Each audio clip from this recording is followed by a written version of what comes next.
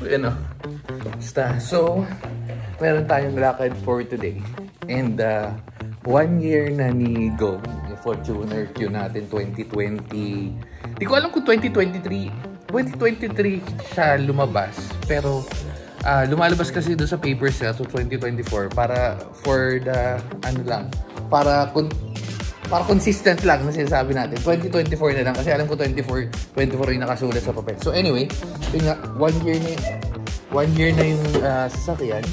And kaya and ipapa-PMS natin, tas at the same time magre-renew tayo ng insurance. In-house na lang tayo kumuha. Meron kasi pwedeng sa labas. Ang nabasa ko lang naman doon sa ganun is yung parang may issue sila pag sa labas ka kumuha. So check natin. Tapos sabihin ko na rin sa inyo yung presyo.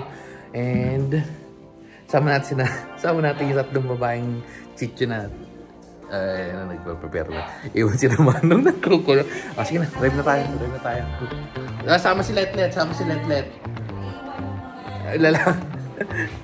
Ayan, nagpa-prepare na. Tapos si Tamatsui. Bulan may ano.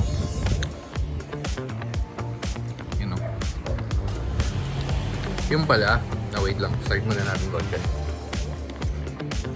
Okay, so yun ang sinasabi ko. Originally, yung bagong kuha natin to, init. Pero mabilis naman lumamig dahil malakas ang ating aircon. So yun nga, bago natin to makuha, hindi pa ako familiar or hindi ko pa narinig yung PPF, ceramic coating and all. And then after ko siya nakuha, Tsaka nagasgasan nung mabait namin yung pusa. Kasi kung sa gilid yan, ang nangyayari, tumatawalon yun yung pusa dun sa kotse kasi mas mababa yun. And then from kotse, patatalon papunta dito. Minsan pag dumudula sila, sumasabit, nagagasgasan. So yun nung nagasgasan na, sabi ko, parang tinamad na ako yun nga, yung ceramic or PPF. Inisip ko na lang, pag na-damage, at least, parang battle scar na lang. Kaso, yung incident na yun, parang wala pang 2 days. Parang, hindi. Technically, lumalabas second day. So, first day, nakuha natin, naghanap tayo, ipapark natin dito. Second day, paglabas natin, pag ikot-ikot, kasi umiikot-ikot kami pag umaga. Yung naglalakad-lakad kami. And then, pagbalik ko, abay, magaling na pusa namin. Si Charmander /, ito nga, utak din nakatambay dun sa taas ng bubong. And ayun na nga, meron yung mga footprints ng pusa. So ayun, so ngayon kaya kung napapansin nyo may mga ganun, tatanong nyo kung may PPF or yung kung anumang klaseng coating, wala. Ang naging ano lang natin dito is every week, halos every week, naka-wax tayo and buffing. Hindi ko sure kung okay yun. Pero kasi pagkakatanda ko, ganun din yung parang ginawa ko kay Kulitog dati. That was 9 years ago. And ayun lang, siguro mas malakas lang yung araw ngayon, mas mainit. Pero may nabububungan naman siya. Ayan, kalahati. Kasi hindi buo yung si Letlet oh. Hindi na bububungan lahat kasi nga kalahati lang yung cover na screen. Pero balak ko magpalagay kung pwede, kung magpapalagay tayo ng yung parang wind, yung basta yung parang anti-init. Yan, so ready na sila. Ayun po si Mama. Yan na.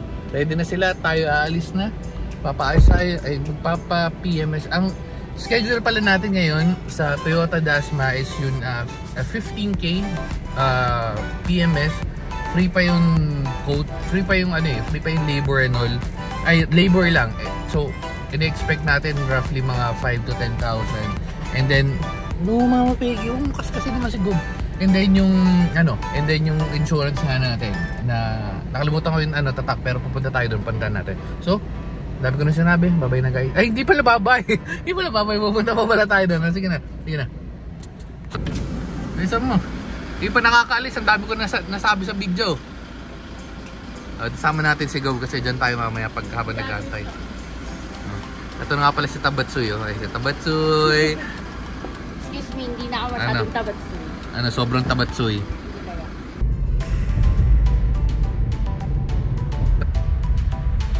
Ayan. 15,900. Punta dapat talaga natin sa 15,000. May mga gala-gala tayo kaya hindi natin may mga gala-gala tayo kaya hindi natin nadala agad. Pero hindi. Na-inform naman ako, na-inform ko naman yung SA natin, yung service advisor natin na may lakad. So usually na-adjust naman yun. Pakiusapan na lang din. Okay, so 30 minutes, actually 20 minutes na lang. Medyo maayos na kasi yung daan dito, hindi katulad before. So, yun. So, kita-kita tayo pagdating natin dun. Habang tulog sila mga Peggy.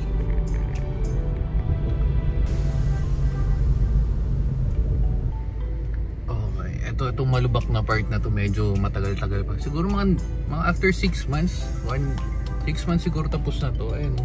Tawid lang to yung papuntang Vermosa kaya ang tagal Pero wow! Ayan. Okay. Tapos ramdam na ramdam, matagtag. Okay. So dito na tayo doon pa magpa-park si Bekbek kasi dito tayo sa basta palikong yan. Doon na siya magpa-park. Tapos doon na tayo ni Bekbek doon. Kasama kasi Peggy. So dito na tayo. Medyo late tayo ng 6 minutes sa schedule pero ayos lang. All goods. Let's go. Nagmamadali pa tong isa. Kitang-kita sa video. Okay. Yeah. Ayan yung parang pula tayo sa tinda. Wala masyado na Friday.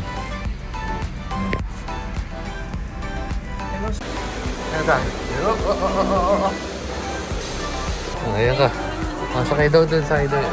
Waiting pa tayo sa wala pa tayo sa reception pero masakay na daw dun.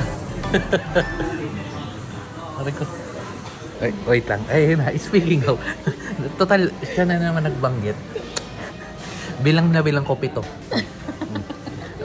Antayin na natin kasi dito na tayo, na-schedule na natin yan. Pero inaantayin natin sa insurance. So, galing. 7. Meron pang hanging. May dahilan naman ako doon kasi bago, mataas na yung clutch ni Kulitog. Ano sasabi mo? Letlet. Ano sasabi mo? Letlet. Ang bilis ng wala nang pang treat si Letlet na punta na dito. O ayan o. Magkano? Wala mo. 30 something. Walaan mo? 34. Ay, Putik na yan. 56. Hindi. So, baba naman ako. 45. Ito yun. 38. Ayan, so pwede na nga 38. Mabilis yun ang process pagdating ko doon kasi naasikaso na doon niya yung papers. Parang pinarasas na lang, pagdating doon payment na lang. Pwede nga itong installment yun. Hindi, pag pwede mang installment, pero kasi pag if in case, hopefully wala. Pero if in case, kailangan mo mag-claim ng policy, kailangan fully paid yung insurance. Sabi, ba't ka pa susugal ng ganun din naman. Ilang 1 year lang to? Syempre. 38 mo divided by, magkano yun? Ito, compute mo.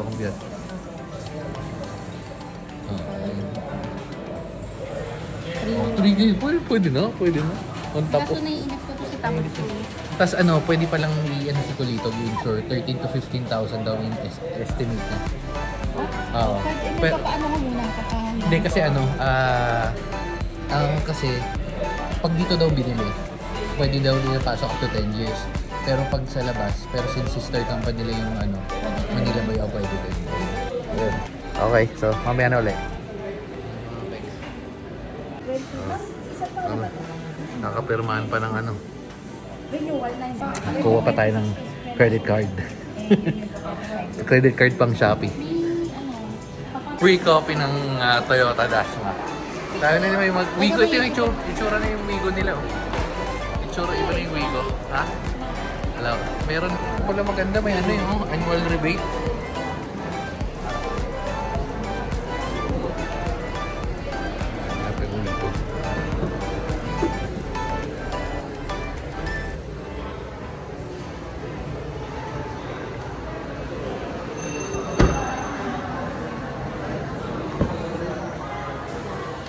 Si Whitey. Si Si YT 2024. Yan. Taas na yun tayo, no? Ayun, no? Automatic. Tapos meron ng charger. Apartment. Ayos na rin. Check tayo sa race. 729. Parang mas mura na. Parang nag-iba, parang iba na itsura eh. Ito race, turbo. Ito presyo ng Vios dati. Hindi, mas mahal. Kasi nasa 900. From 800 lang yan eh. Ito. Ito. Meron na rin siyang mga ganito katulad kay ano. Ito yung kotse ko. Yung kotse mo, mamumukotse mo. Parang ano? Anong rin na ito sa ano? Sa Cebu? Velos. Oo, parang Velos itsura. Pero ang gara nito, nakatabingi. Tignan mo, ayun o. Nakapaharap sa driver. Pero maluwag to. Ito yung next ko. Maluwag parang ano, mini size siya ng ano, ng tag dito ng Fortuner. Wala na rin nung ano, hindi handbrake ito. Ang hirap, parang hirap ng handbrake dito. Aray ko. Excuse. Nag-ano tayo, naka-review. Dito ba si Del? Kasya ba din? Kasya ba sino mga pegi dito? Oops. Yeah. Maluwag nga. Pero ganito lang. Ito ganito lang, no? Walang takip. Ito lang pala siya. Yung parang patungan ng mga ano ng... Yung sa likod ng mga kotse. Oops. Na, let's go. Wala si Yaris Cross.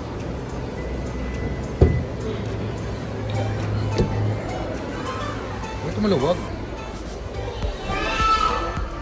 Ito may ano pa. May pautot pa siya dito. May pautot pa men. May pa-cover, may shield pa, may shield. Ano to? Ha? Yaris Cross. Ito ang galing oh. Ito ang galing oh. May ganda siya. Yaris Cross. Ito yung kaya. Hindi ko alam. Ito siya no. Oh, ang galing ah. Ito tingnan mo, meron pa siya oh. Ayun oh. May secret. May secret.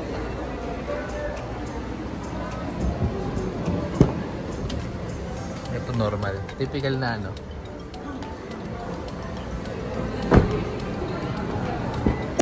Uy, go. Yung ano sa camera natin.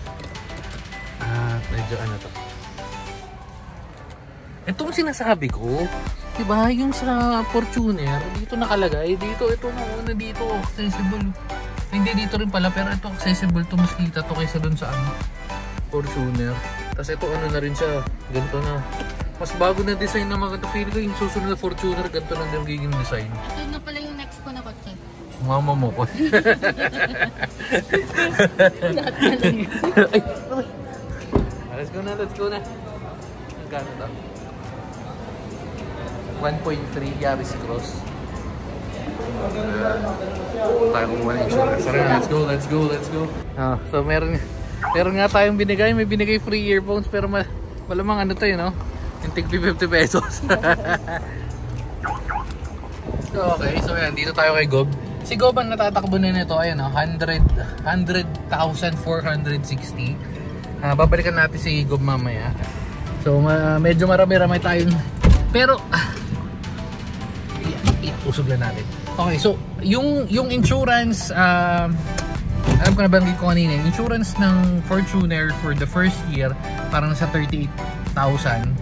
And then pag magpapa-insurance tayo, AXA insurance, ang estimated daw niya is nasa 13 to 15. Pero kasi hanggang na-insure lang nila up to 10 years. So more than that, di ko alam kung kailangan magte-10 na itong ano. So dapat na ano.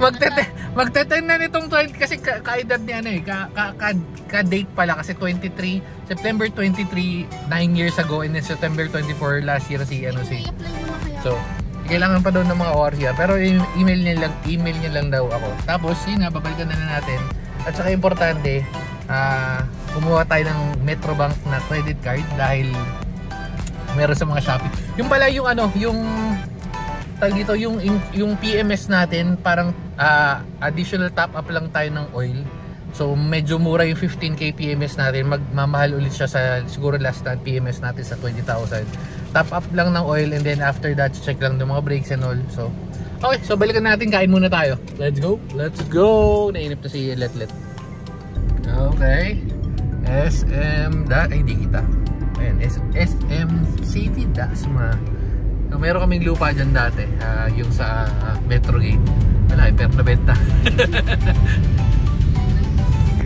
Okay, yes. Yes, Bona, relax lang, relax. Makakababa lahat. Ganda na ulit ng ano. Ang ganda na ng takbo ni Kulitog after natin mapayos. Kasi meron tayong tinatawag na clutch driver. Ayan o, tago na lang natin siya sa pangalan na Bek B. Si Bek B na clutch. Ay, Bek B.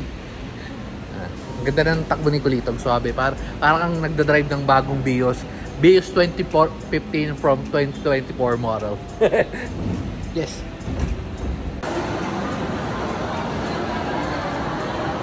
Okay, so first time natin kakain dito sa Hot Star. Parang malupit tong cheese bomba star.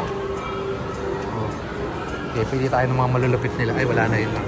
Ito, sige, pwede to. G. Ayan, order na si Bek. Yung may step 1 step pa sila dito. Step 1, original superstar. Tapos yan, pinili natin yung salt, pepper, barbecue, saka teriyaki, sakto yan. Pero meron pa tayo dito, wala nang alagay, pero meron dyan salted egg, dinagdag din natin. So testing natin yan. Testing natin ng mga pegs sa palagay mo. Yung mga pegs. Wait. Yes po na. Yes po.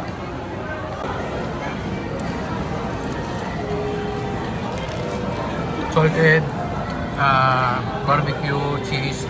Ito pinaka the best. Teriyaki. Okay, busog. QC value. Oops.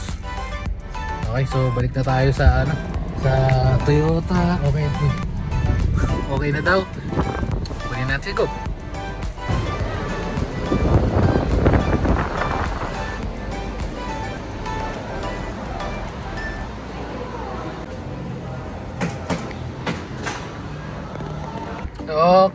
Okay. So welcome back. Actually, bilis ang process.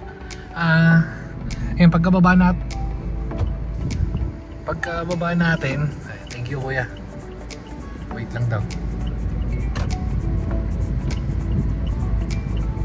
Kadalasan lumiligo ako dun pag galing ako sa nagle-left ako, pero ito nga. Ayun na nga, so pagbaba lang, ako na nagda-drive kanina para medyo mabilis tayo. Galing Dasma or wait lang. Ayun na nga, so galing Toyota, galing SM Dasma papuntang pabalik ng Toyota, parang 15 minutes. Ako na nag-drive para medyo mabilis. So yung damage natin sa PMS, brake cleaning lang naman, tas top up ng oil, kasi mga onting linis, parang nasa 3.2 something, 3.256 parang mamaya check natin yung paperwork.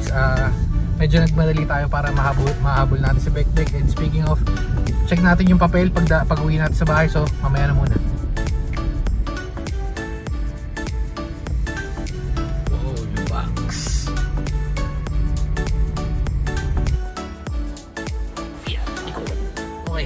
So dito na tayo sa bahay. Oops. Bakit yung tutukan natin? Kailangan natin ito ayusin. Pero anyway, so dito na nga tayo. Ang ginawa is 3252 pala. 325296, pero sa 3K range.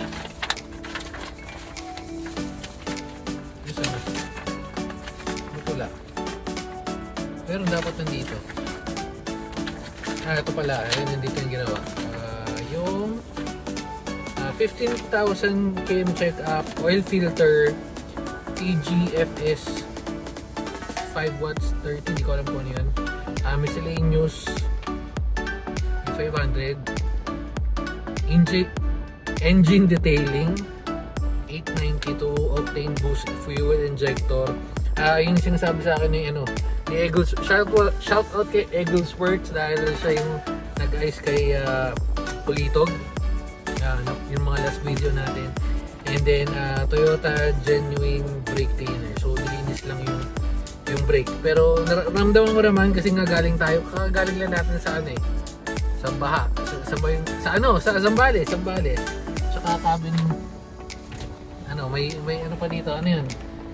Wala daw. So yun nga, tas cabin deodorizer. Okay. Sinulilinis din pala na yun eh. So 2.9 yun total nun, pero may plus pa.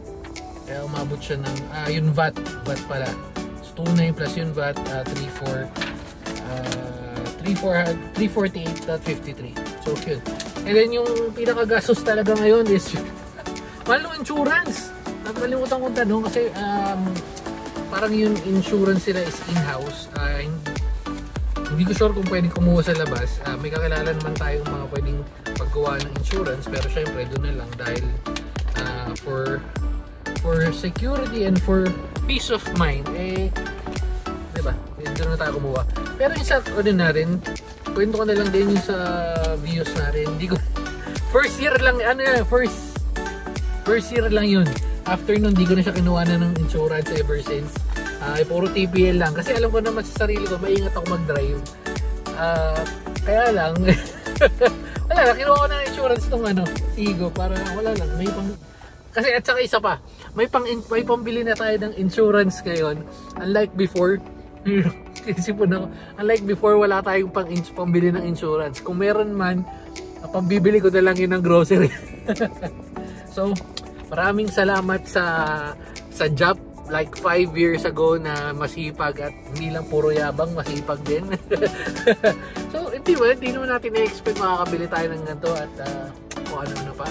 So, tamang sipag at syaga lang. So, maganda rin sa video na to, no? Pwede natin balikan after like 5 years ulit. Tingnan natin kung ano yung mga susunod na mangyayari. Ay lang. So, yun yung gastos natin. Feeling ko may mas mura pa doon. Pero hindi ko sure kung pwede ba yun. Kasi, di ba pagpasok natin sa Toyota, meron doon parang insurance department.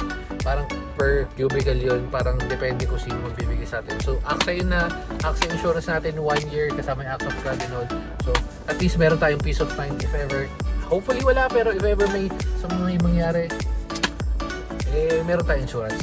So, yun lang. Dito na natin tatapusin. Hindi kakasya to. So, kailangan ko yata tupi-tupiin to. So, bye-bye na guys. Babu!